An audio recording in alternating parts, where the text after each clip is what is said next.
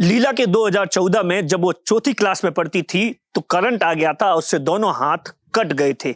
लेकिन उसके बावजूद भी उसने कभी हिम्मत नहीं हारी और 1.5 साल बाद फिर से स्कूल गई और उसके बाद में अब 12वीं क्लास में है। लेकिन जिस तरीके से उसका हौसला है और उसके पिता ने जो उस वक्त राशि जो मुआवजे की मिली थी वो एक क्रेडिट कोऑपरेटिव सोसाइटी में 5 लाख रुपए डिपॉजिट करवाए थे।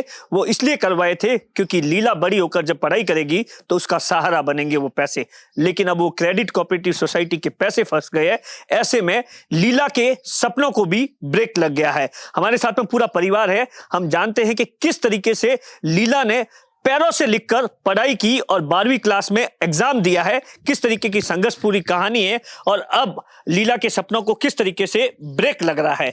अच्छा बा अच्छा की वो तो लाइट में हाथ लाइट की तार पड़ी थी और खेलती खेलती हाथ लगाने से हाथ कट गया। वो गया जोधपुर अपने अपने सिविल हॉस्पिटल में हाथ कटिया। एक कटिया दोबारा वापिस आओ, एक हाथ कटे तो माथो बाटो, 2 हाथ कटने से बराबर है। वापिस आया हाथ गलने लगा, वापिस गया दूसरा हाथ कट गया। अब मैं एक भी परेशान, मैं एक परिवार को 4 पीढ़ी देखनी पड़ती है परेशानी की। 4 पीढ़ी एक आदमी देखता है, 4 पीढ़ी तक परेशानी। ये खाना नहीं खा सके, कपड़ा नहीं पहन सके। आप पढ़ाई की आपकी हिम्मत है, पढ़ाई को खर्चो नहीं है, बिना रोजगार बच्चा है। इस कारण से उपैया ये जो मुआवजा आया था उपैया के दिया वो बैंक में ना किया था नवजीवन में। वो बैंक दे भैया 5 लाख रुपया में शादी तो गवर्नमेंट देना था। बना कर 5 लाख कर दो तो अच्छा ब्याज मिलेगा। 50,000 रुपया में हुआ करे 5 लाख पूरा जमा किया। एफटी पड़ी है। 5 लाख जमा करने से आज में वो भैया तो डूब गया। वो 15 दिन होगा देना का बिना का पैसा मैं दे देना। अभी ना दीदा का मैं बिना का कैसे दे 5-6 करोड़ रुपया खादा तो लीला का पैसे को क्या इनको बाहर नहीं था, पर उनका खाने की नीति देने की नीति नहीं। और ये कारण से ये बैंक इसके हिसाब से खोली थी। तो अब कैसे इसके सपने पूरे होंगे? है सपने कैसे पूरे होंगे इसके? अब सपने तो गवर्नमेंट मदद करे, अभी जो पैसा दे रहा है तो इस बच्ची कह के हौसला बसीरा बनेगा वकील हो घर के जज में हो सको। लीला क्या हुआ था उस वक्त और उसके बाद में किस तरीके से आपने संघर्ष करके पैरों से पढ़ना लिखना सीखा? क्या कुछ कहानी है आपकी? क्या हुआ था उस वक्त? जब मैं छोटी थी तब हाथ कट गए थे और फिर पापा को भी बहुत समस्या आई। मेरा इलाज करवाया, पैसे लगवाए और फिर मैं पढ़ना सीखी। तो घर वालों ने सोचा बस पढ़ लेगी तो अच्छा बच्चा होगा आगे। और पढ़ना मैंने अभी 12वीं की है।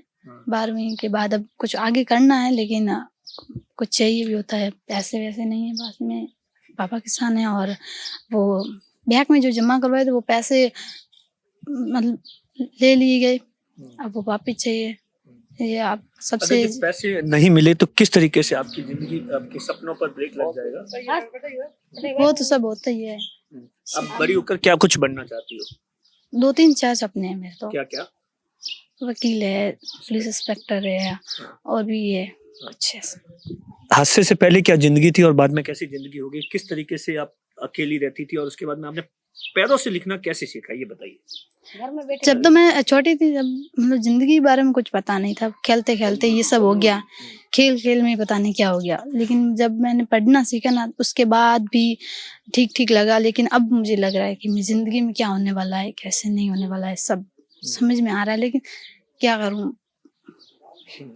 अच्छा तो स्कूल अब जाती हो? अभी कौन सा एग्जाम दिया आपने? 12वीं का एग्जाम दिया। अब आगे क्या इच्छा है?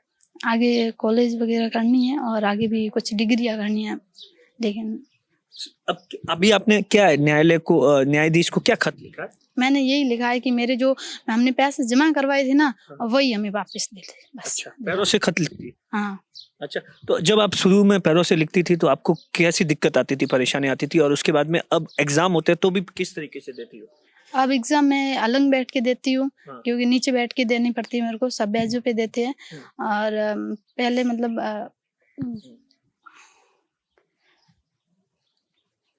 मतलब पहले जब पढ़ाई करते थे शुरुआती दिनों में तो कितनी दिक्कत आई थी?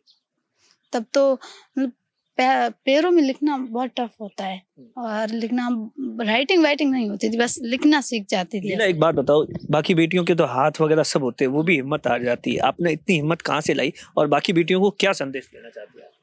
बस यही कि वो अपनी ज़िंदगी में हमेशा आगे बढ़ते रहे, और भले उसकी ज़िंदगी में कुछ भी हो जाए, पैर कटे, हाथ कटे, उससे क्या प्रॉब्लम होती है? कुछ नहीं ना, माइंड तो होता ही है ना। हर माइंड, दूसरा दिन एक नया सवेरा होता है। हाँ, हर दूसरा दिन एक नया सवेरा होता है। हमारे विचार भी नया ही होना चाहिए। वो कल की बात को रगड़ के फिर आने वाले कल को खराब ना करें। यकीनन ये लीला का हौसला है। माँ की वो तो मैं सा करने वाली बकरी थी, मेरे घर था बकरी, बाहर बाहर तगड़ने वास्ते गई थी। ए थंबो पड़ी हुए के थंबे रे गुड्डे ना बकरी आगे पास ही तगड़ते वेतरे में ना तार हेठी पड़ गई। माथे तो बरसात मको उर में तार पड़ी नहीं रहे, हाथ ने पकड़ कर आ गयो। हूँ तो घरे थी, मारे बाया तो हैं सासरे थी, तो ये पिताजी तो बेहोश हो गया कि करंट आयो तो ले बाढ़ में चले गया। बाढ़ में चले गया तो बाढ़ में हाथ घाटे नहीं है, तो अहमदाबाद जोधपुर चले गया। जोधपुर में रातों रात अहमदाबाद सिविल में बढ़ गया।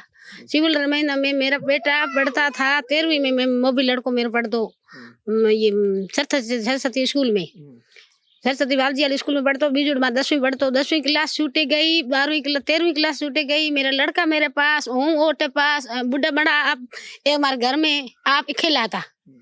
क्या होश मारा, जिंदगी मारी बर्बाद हो गई। मारा अच्छा, ये कौन लीला कीकन पढ़ाई लिखने खुद स्कूल गई कीकन है तो बैठी नंबरी बैठी रहती, तो बैठी बैठी घीटा करते करते करते करते ये माइड 5वीं पढ़ी सोती हती। बस देखी भाई हूँ मैं पढ़ा घर बैठी 12 महीना पढ़ी। मोर बहन जी लागोड़ी है मैडम गए तो लीला को ठाव कर लगे। तो मोर गांव में मास्टर तो सोनाराम सिंह उन्हें कहो के, तो लीलू आ पूरा बसाऊंगा कहो के कोई मत कहे कि भाई अगर थारे ये हाथ को नहीं आण दियो कौन ठूक लिया मत। तो मार से मोरा घर रो तो मैडम मोर घर ही थी। रो या पढ़ती पढ़ती 5वीं क्लास में बढ़िया नंबर लाई, 6वीं में बढ़िया लाई, 7वीं में वगैरह बढ़िया लाई, 8वीं में बढ़िया लाई रही। एक बात बताओ, पहिया ये जो आया था वो के थे? भैया तो खाता कौन जी बाप नवजीवन वाले खाता, ये बस्सी का खाता है बैंक नवजीवन वाली बैंक खा गई। पहला कहो कि दूध पिया आपका बेटी का पहिया, भाई पहिया दे दो। मैं गया आपका पापा जी गया तो पैसा तो कोई मिलता ही नहीं। तो उस कारण से मेरे को बसी परेशान, मेरे पति परेशान, मेरे लड़का ही परेशान, मैं सबको परेशान ही रहा हो। मैं ये को शादी करनी पड़ेला, पढ़ाई मार पूरी करनी, सपना है कि मार तो कलेक्टर ही बनना है, वकील बनना है, जज बनना है, पढ़ाई मार पूरी करनी, गुड्डी वगैरह खर्चा वगैरह है नहीं। अच्छा, तो सरकार कोई मदद करे थोड़ी? कुछ भी कोई सरकार मदद नहीं दे। की अपील करो सरकार? अपील सरकार जो आप समझदार हो आप करो जो बात है। ये देखिए, ये लीला की कहानी है। लीला ने अभी 2 दिन पहले ही मुख्य न्यायाधीश को एक खत लिखा है कि मुझे मेरा हक दिलवाया जाए ताकि मेरे सपने चकनाचूर ना हो। यकीनन इस बेटी के हौसले बुलंद है, लेकिन अब जरूरत है सरकार को एक कदम आगे बिठाकर इस परिवार को न्याय दिलाने की। दिनेश बोरा, बाड़मेर।